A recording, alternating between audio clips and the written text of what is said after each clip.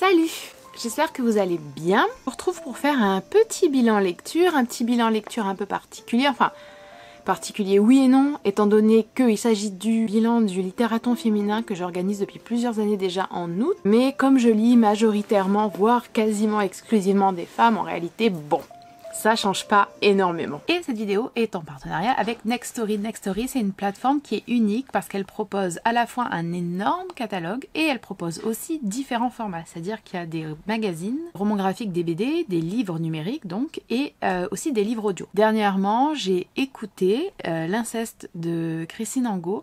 C'était la première fois que j'écoutais ou que je découvrais les textes de Christine Angot et c'était ma foi intense. Christine Angot, L'inceste. No Man's Land. J'ai été homosexuelle pendant 3 mois.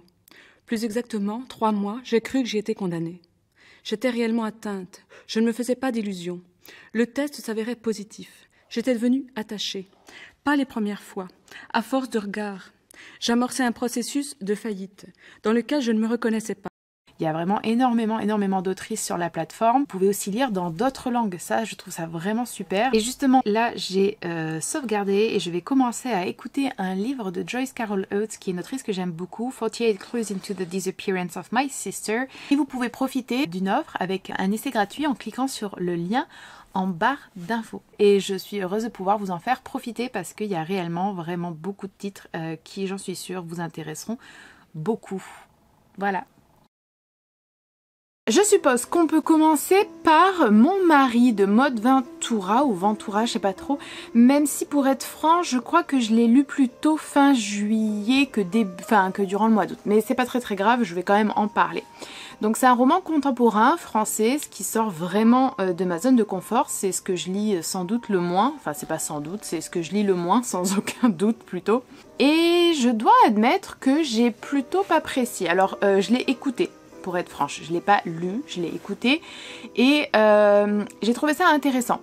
Voilà, ça m'a un petit peu surprise. Je pense que j'ai aimé le fait que ce soit vraiment poussé jusqu'au bout, qui est une forme de, comment dire, de vraiment d'engagement total à l'idée proposée par l'autrice, qui est quand même assez... je sais pas si on peut dire original, mais en tout cas qu'on voit peu souvent. C'est pas forcément original dans le sens où c'est pas une idée qui va, enfin c'est pas une intrigue qui va vraiment vous choquer, vous surprendre. Je pense que ça a été néanmoins davantage exploité peut-être au cinéma finalement qu'en littérature, donc ça reste quand même une proposition différente. Dans Mon mari, on suit 99% du temps, étant donné qu'il y a un petit pourcent à la fin du roman dont je ne vais pas vous parler mais qui vient un petit peu rééclairer l'ensemble du roman, on suit le récit à la première personne par cette femme, de son mariage et de son obsession, ou de ce qui paraît être son obsession pour son mari. Vraiment des choses que j'ai appréciées, sans doute parce que c'est aussi écrire sur la santé mentale des femmes dans une société hétéronormée, et ce sans le dire en fait, sans le proclamer, sans le revendiquer. C'est écrit, c'est ce que nous on en comprend, ce que nous on en analyse, mais ce n'est pas dit, ce n'est pas expliqué. Le style est... Bon, en fait il y aurait toute une vidéo à faire sur le style et peut-être qu'un jour j'aurai enfin le courage de faire ça, mais voilà, pour moi il n'y avait pas de style particulier, clairement. Après c'était pas mal écrit, voilà, on grince pas des dents quand on le lit ou quand on l'écoute, mais c'était pas... voilà, rien de particulier au niveau du style, mais je regrette pas du tout de l'avoir écouté, au contraire, et je pense que ça pourrait plaire finalement à pas mal de gens, donc voilà. Suite à ça, j'ai aussi écouté Mon véritable nom ou mon vrai nom est Elisabeth, et j'ai absolument pas aimé. Je ne comprends pas l'engouement autour de ce livre, si ce n'est que, eh bien, c'est un petit peu un sujet qui fait mouche, avec un format un petit peu différent, qu'il y a eu un engouement sur les réseaux sociaux et que ces facteurs, je pense honnêtement, combinés, ont propulsé le livre. Mais très honnêtement, il est, je trouve, pour le coup, vraiment mal écrit, vraiment confus. C'est un roman ultra bourgeois qui ne se rend pas compte qu'il est bourgeois. En soi, il n'y a pas de mal. Moi, je lis des auteurs et des autrices bourgeois et bourgeoises. Je veux dire... pas mal quand même, hein, pas mal de mes auteurs et autrices favorites du 19e n'étaient pas du tout des prolétaires, hein, parce que les prolétaires écrivaient peu au 19e, on s'en doute bien. Mais bref, il y a quand même une différence énorme quoi, entre lire un roman écrit au 21e qui se propose comme étant une forme de recherche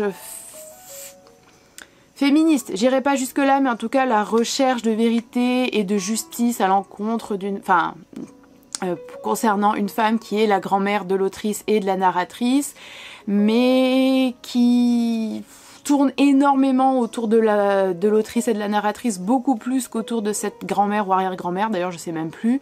C'est vraiment très mal écrit, je trouve. C'est ultra redondant, répétitif, parfois c'est très lourd. Il y a des moments où on a vraiment l'impression que l'autrice se regarde écrire, c'est hyper inégal. Il y a plein de moments qui sont pour moi anecdotiques et pas du tout intéressants qui prennent de la place, alors qu'il y a d'autres choses qui auraient pu être explorées, développées, déployées grâce à l'écriture et qui ne le sont absolument pas. C'est long. Enfin, vraiment, moi j'ai trouvé ça, encore une fois, hein, je le dis sans méchanceté aucune et je suis désolée, mais j'ai trouvé ça vraiment mauvais.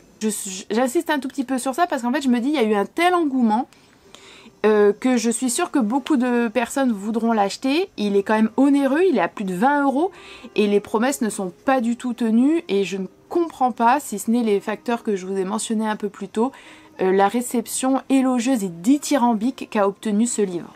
Absolument pas. Suite à ça, j'ai lu Un puma dans le cœur de Stéphanie Dupéis, je sais pas trop comment ça se prononce, qui est un livre bien antérieur, il me semble, et qui traite de la même thématique, qui est mieux, dans le sens où il est plus bref, il est plus honnête, je trouve, et il est quand même plus... je sais pas comment le dire sans... il est... plus lucide sur ce qu'il est, je sais pas, voilà, on va dire ça comme ça, mais qui n'est pas follement bien écrit, hein, clairement. Et à la limite, si ce sujet-là, en fait, de l'hospitalisation forcée, la psychiatrie et l'internement forcé en psychiatrie de femmes vous intéresse, je vous recommande largement Un puma dans le cœur, et il y a bien d'autres textes. Je pense vraiment que voilà, si vous voulez lire Mon vrai nom est Elisabeth, que vous le trouvez en bibliothèque ou que vous pouvez en bénéficier gratuitement, allez-y, faites-vous votre propre avis, il n'y a aucun problème. Mais voilà, franchement, vu le prix, je trouve ça... Je voudrais pas que certaines personnes soient déçues. Après, ce n'est que mon avis, mais vous savez, c'est quand même assez rare que je vienne pour dire qu'un livre est vraiment mauvais, et là, je l'ai trouvé vraiment mauvais. Ensuite, j'ai lu La force de l'âge de Simone de Beauvoir. Et j'ai beaucoup aimé, même s'il y avait quelques moments longués. Donc c'est le deuxième volume de son autobiographie, de ses mémoires. J'avais beaucoup aimé Mémoires d'une jeune fille rangée.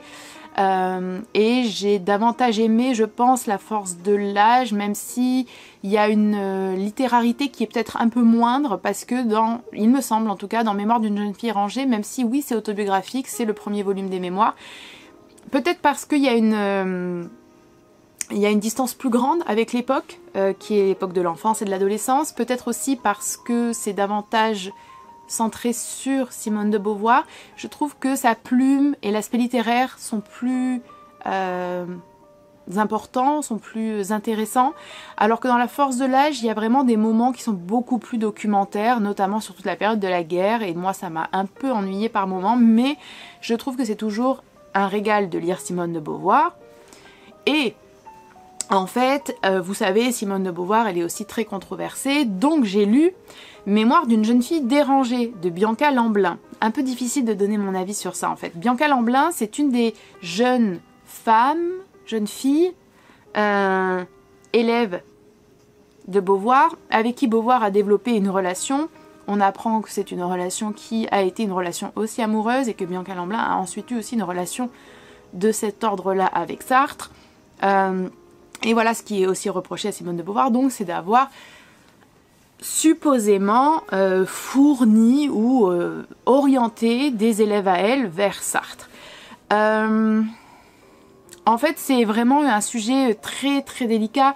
sur lequel je préférerais revenir en vidéo. J'ai envie de faire une vidéo expliquant pourquoi moi je continue de lire Simone de Beauvoir et pourquoi je pense qu'il serait vraiment dommage de se priver de lire Simone de Beauvoir en la boycottant ou en la cancellant, quoi. Malheureux parce que je suis très contente que Bianca Lamblin ait pu écrire Mémoire d'une jeune fille dérangée.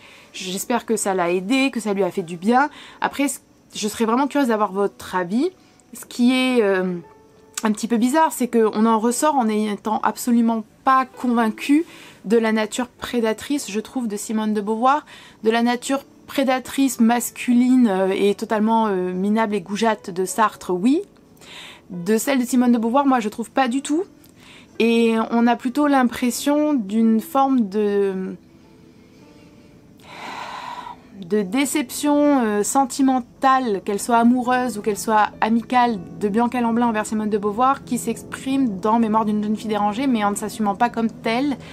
Donc c'était un peu bizarre. Je serais vraiment curieuse d'avoir votre avis sur ça, et j'espère ne pas avoir été indélicate en disant cela, mais c'est vraiment ce que j'ai constaté en lisant les faits, les choses énoncées dans Mémoire d'une jeune fille dérangée, et aussi ce que mon ressenti. Puis j'ai lu une BD, un roman graphique, je sais pas, il fallait que je vous le dise, d'Aude Mermillo sur son avortement. J'ai pas grand chose à en dire, bon bah voilà, ça s'est lu quoi, je sais pas quoi dire. Le dessin n'était pas à mon goût spécialement.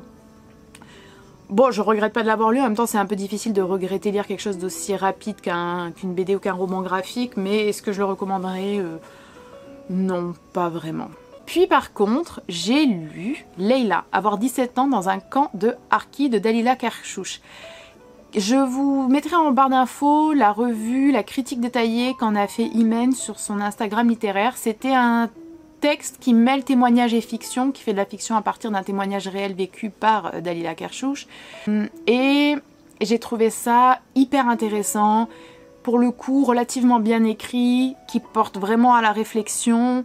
Le titre est assez explicite, hein, on y suit Leila qui est toute petite et puis qui ensuite a 17 ans et puis qui ensuite devient vraiment adulte et qui est la fille d'un harki et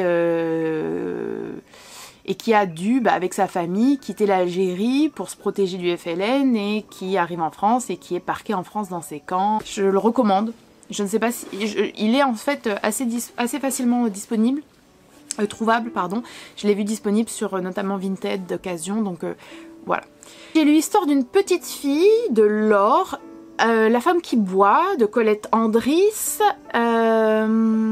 et un autre texte, mais je vais pas en parler parce que j'en ai parlé en détail dans ma dernière vidéo sur les 10 autrices du XXe siècle que je vous recommande. J'ai écouté sur Nextory, Passion simple d'Annie Ernaux et La honte d'Annie Ernaux. Alors, Passion simple, j'ai trouvé ça intéressant. Voilà, mais est-ce que j'ai trouvé ça intéressant, mais est-ce que je le vois comme un objet littéraire? Non.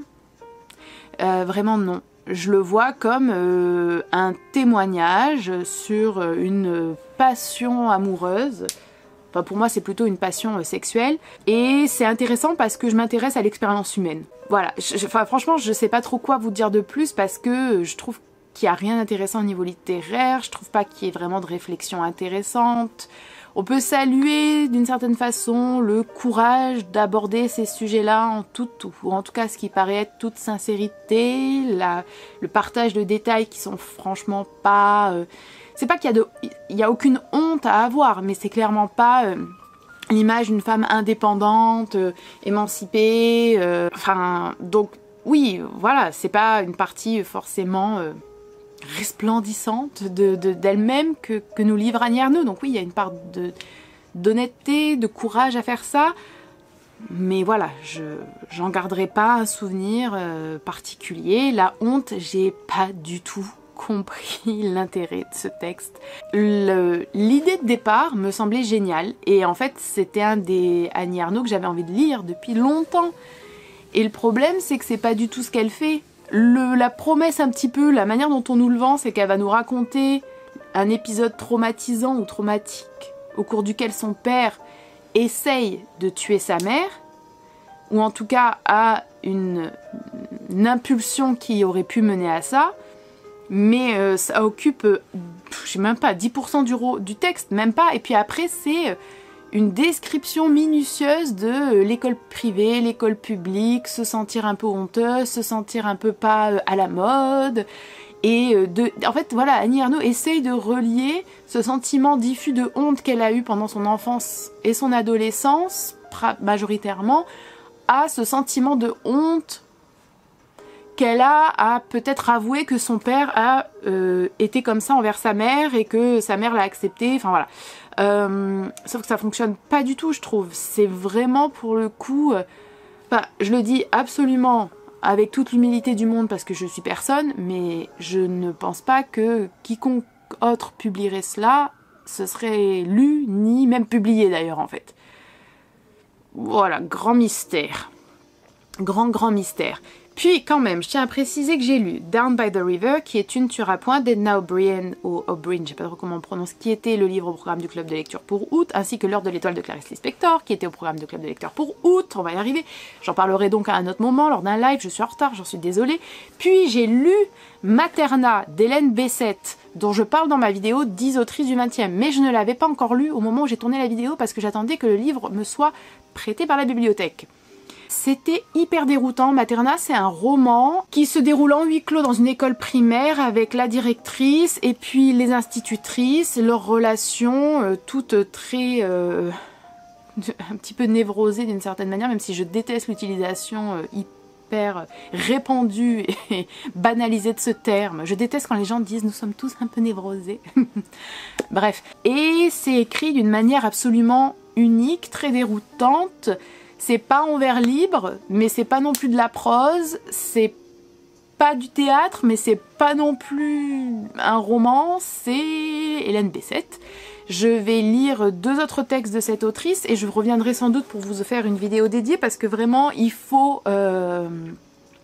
Enfin, là je peux pas vous en parler comme ça, il faut vous en parler en vous montrant à quoi ça ressemble, en expliquant davantage les thèmes, mais voilà, pour le coup, c'était une expérience littéraire. C'est pas du tout ce à quoi je m'attendais, je pensais pas que c'était comme ça, mais c'était hyper intéressant, rafraîchissant, stimulant, ça porte à réfléchir, sans qu'Hélène Bessette a fait partie de l'éducation nationale, hein. Il y a un tas de réflexions sur les inspections, sur les réformes, sur... les budgets, enfin pas les budgets mais le nombre d'élèves par classe, la hiérarchie totalement sclérosée et ridicule, les conditions de travail et le manque de reconnaissance qui font qu'après il y a des autoritarismes qui se créent, des gens qui essayent d'exister de telle ou telle façon. Enfin c'était vraiment intéressant et je pense qu'il y a une justesse en fait sociale qui est assez remarquable. Mais ça ne plaira pas à tout le monde, voilà, ça je tiens à le dire. J'ai aussi écouté sur Next Story L'inceste de Christine Angot et j'ai trouvé ça bon, très dur, en fait dur à énormément d'égards, déjà parce que c'est lu par Christine Angot avec son ton, son émotion, son phrasé, etc. C'est vraiment... Enfin, vous avez l'impression d'être... attaquée. Alors elle vous attaque pas, elle lit avec ses émotions et les sujets sont tels que forcément c'est pas comme si elle vous contait une petite histoire ou qu'elle vous chantait avant de vous endormir quoi. Mais c'était dur à écouter, les sujets sont durs, la corporalité est dure, bien évidemment ce qu'elle a vécu est affreux. Enfin et voilà, c'est compliqué et je sais pas trop comment on reçoit ce texte en étant lesbienne. Je relirai Christine Angot.